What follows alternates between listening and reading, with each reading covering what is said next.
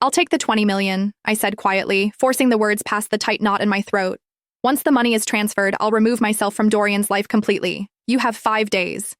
My tone was calm, but my fingers were shaking so badly I had to grip the phone with both hands. A sharp, victorious laugh burst through the speaker. Vivian sounded pleased, almost celebratory. So you finally understood your position, she replied.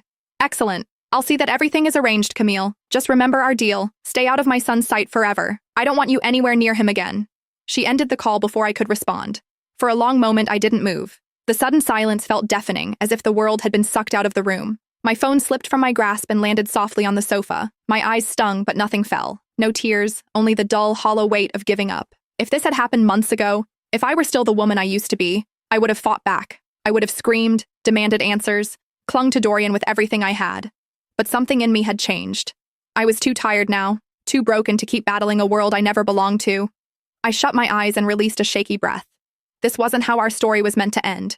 5 years earlier, I had found Dorian lying unconscious beside the road, his clothes soaked with blood, his memories erased by the crash that nearly killed him. At that time, I barely had anything myself, just a run-down apartment with cracked walls, a thin mattress I bought secondhand, and enough money to scrape through each week.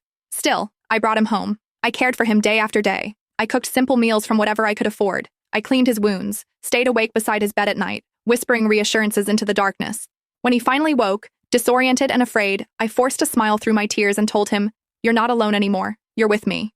He couldn't remember his family, his past, or even his own name. But somehow, he remembered me. In that tiny apartment, in that fragile little bubble we created, we fell in love. It wasn't grand or glamorous. It was raw, imperfect, real. He worked tirelessly, taking every odd job he could find, saving each dollar. At night, he'd hold my hand and murmur, "One day, Camille, I'll make sure you never have to struggle again. I'll give you everything." And eventually, he did. Because the truth came crashing back into our lives. Dorian wasn't a nobody. He was the heir to one of the most powerful corporate dynasties in the city, born into unimaginable wealth.